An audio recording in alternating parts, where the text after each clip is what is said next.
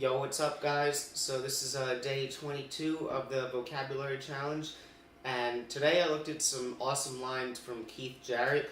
I think you're gonna like these today. And this is coming from his classic version of All the Things You Are.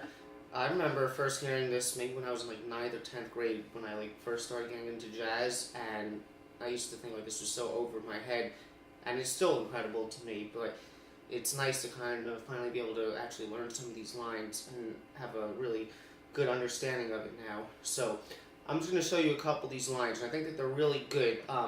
It's got some really good examples of enclosures, of chromaticism, just really good at outlining the changes with arpeggios and scales, but you can see there's some really good arpeggio type ideas and things that you can very clearly turn into exercises. So these are things that if you turn them into exercise and you work on them, you can really get a nice command over them, and they'll be a great thing to add to your playing. Okay, so just for this song, just in terms of where these lines are coming from, they're kind of relatively close in the solo. So first part is kind of coming in the last 8 bars of the form.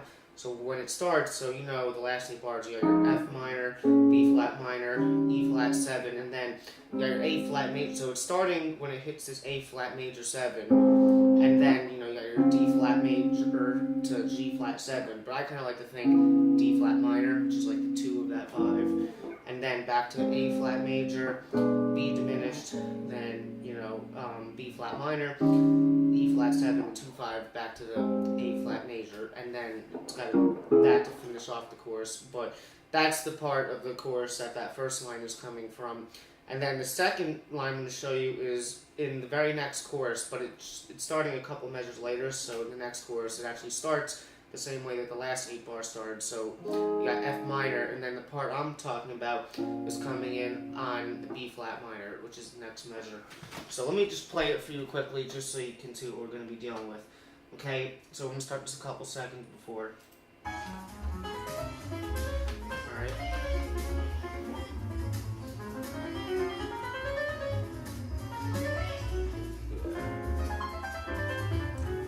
Okay, so there's all that.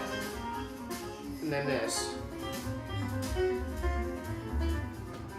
Okay, so I didn't really point out that first line too good. It kind of came quickly, but we're going to play it again. So that first line, let me play it for real quick again.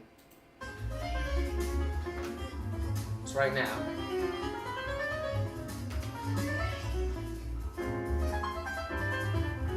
Okay, so that slowed down. So again, this is starting on the A flat major 7.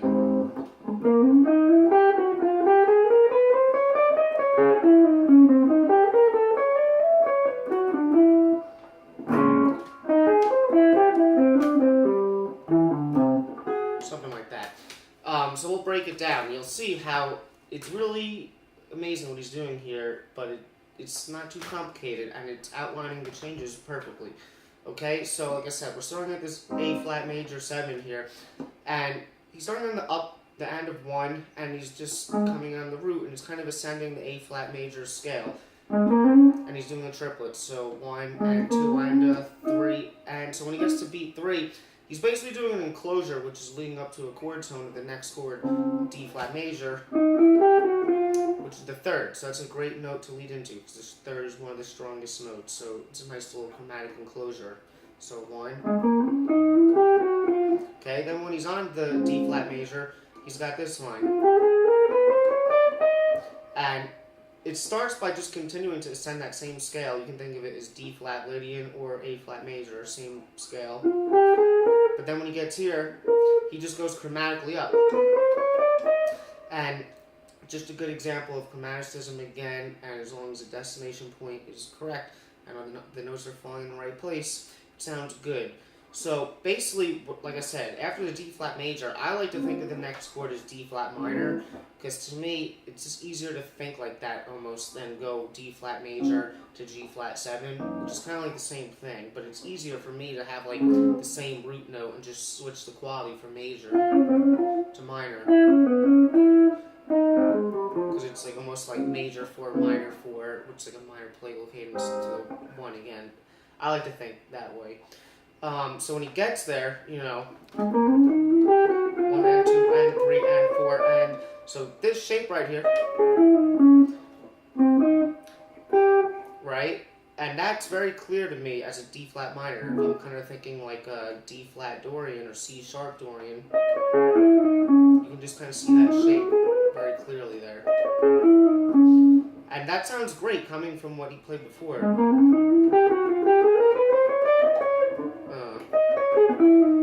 So then he goes there, the last couple notes of that measure.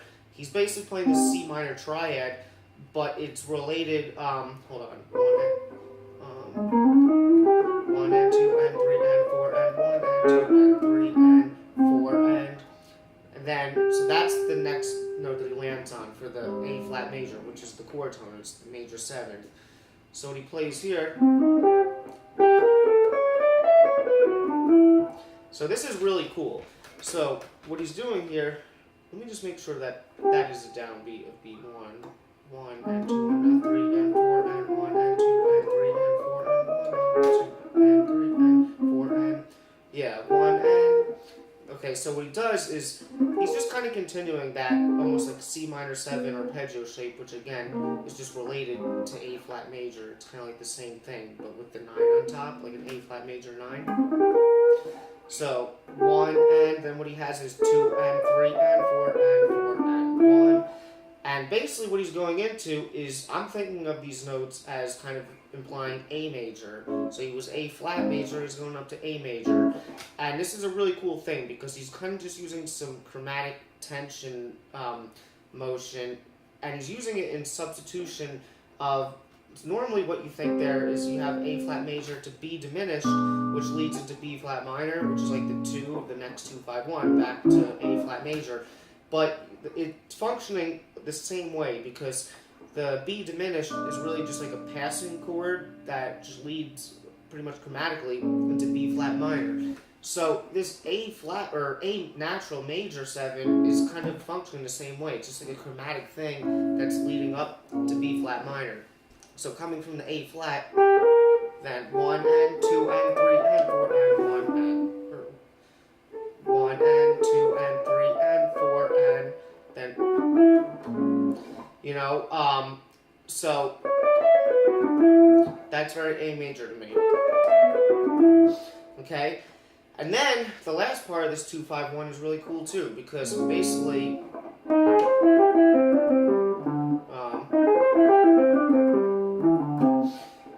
Basically, what he's playing to begin with, he's just using very basic triads to make this 2-5-1, and it's really genius. So for the B flat minor, he's just using the A flat major triad again in second inversion, which is just diatonically related. So it's like if you have the 2 chord, he's just playing the 1 chord, the arpeggio, and it gives you some color tones. You got the 11, the 7, and the 9.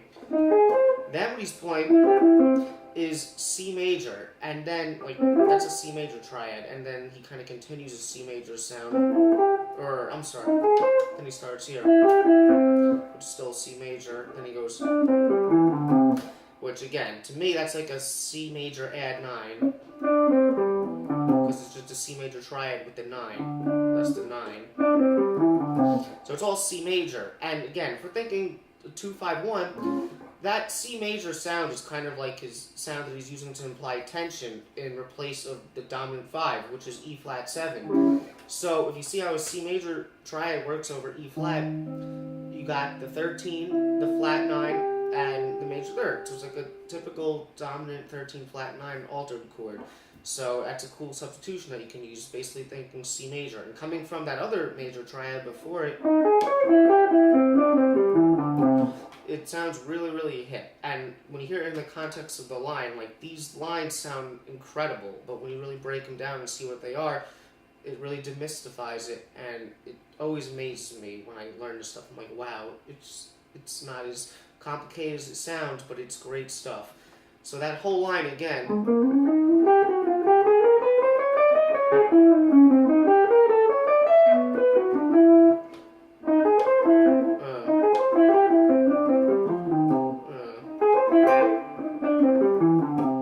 Oh, and then he lands on that, which is like a major second, which just sounds really cool. It almost sounds like Monk, but it's just a nice way to kind of end the line in a modern type of way. Okay, So he makes really good use of triads in this, and I really like how he uses that C major triad there. I like how he goes up to the A major over here. So those are some real nice harmonic concepts that you can take from that. Okay? Let me play it for you one more time so you can hear it.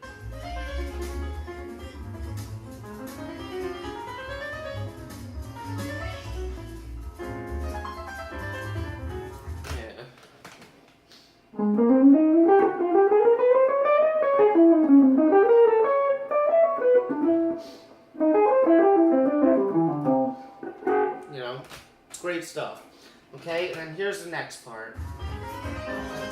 So right now.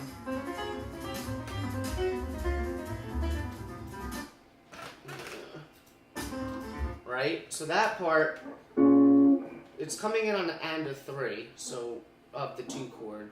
Basically, the 2, 5, 1. So 1, 2, 3. 1, 2, 3. Sorry.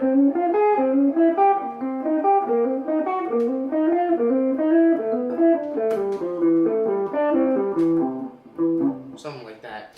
Okay, now this is a really good thing that you can turn into an exercise. Okay, so basically, this is like very basic, like scale exercise or almost arpeggio like exercise that you can do, but it's all about what notes or rhythmically you're starting on, and what rhythmic permutations you create that really give a nice effect. So basically, if he has this B flat minor, that's basically like a D flat major. It's the relative major. It's basically like the same sound. Okay, but it's coming on the end, because to me, the top end of these arpeggios is like the accented part. They're always the downbeats, either beat 1 or 3, because it's and 4 and 1, and 2 and 3, and 4 and 1, and 2 and 3, and 4 and 1, and 2 and 3, and 1 and 2. Right? So that is a really cool thing to me, because it's like the top note is like the accent, but then after it, that's almost where you're thinking the phrase is starting, even though that's where it's ending. So it's like, you know, or at least each segment is ending. Right? And the thing is, the thing that makes this really cool is he's just using this motif, but he's voice leading it smoothly through the changes. Okay? But you can also just strip it down and turn this into a basic exercise. So say we just started the key of B flat major or A flat major, which is the key that the 2 chord is in. You can do things without going through the changes yet. Like you can take an exercise where you go,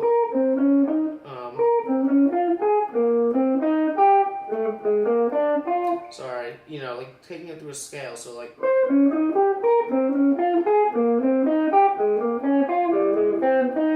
you know, just kind of taking it through a scale. You can go up to.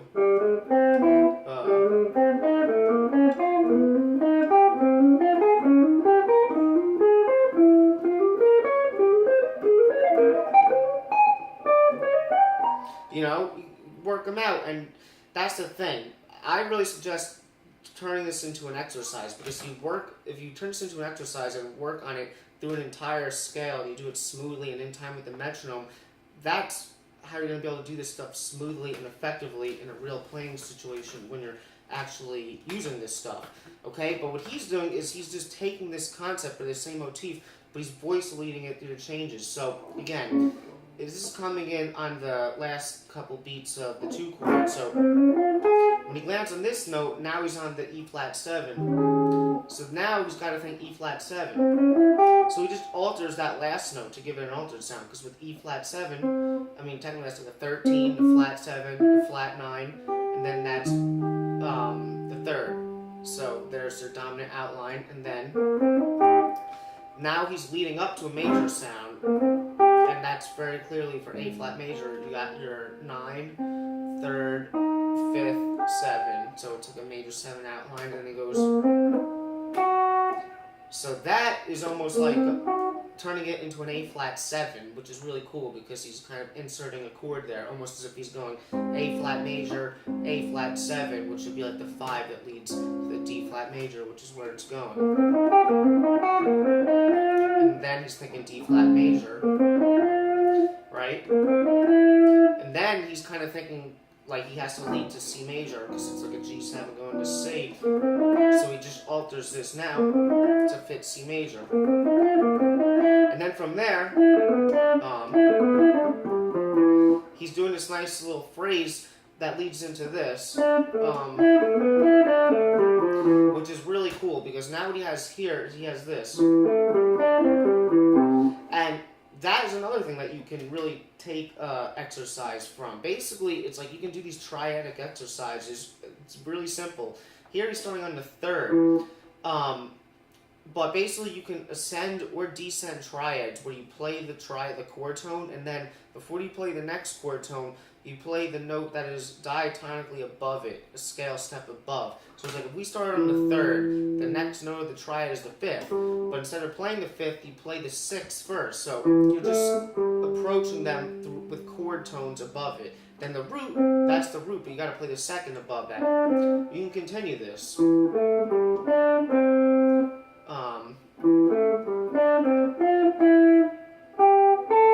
Right? Sorry.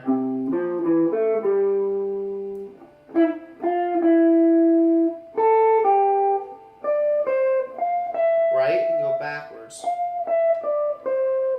Sorry.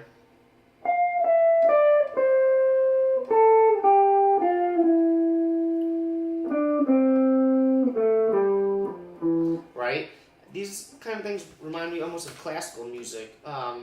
You know, almost like Mozart or something. They are almost like classical-esque, like scale arpeggio type exercise, but you can see that if you have really good command over them and you can play them fluently, you can use this stuff in your lines, and they can be very effective and they sound really good. And it's a great way, because sometimes it's like people always talk about playing triadically, but it's good to know how to play triadically, but how to embellish the triads with these little techniques and concepts. Okay, so this was great today. I thought that there was a lot of good stuff to take, and this was just a few quick lines, you know, but I'm really glad that I learned this, and I think that you're going to take some good stuff from this too. So I hope you enjoyed that, and I'll see you tomorrow.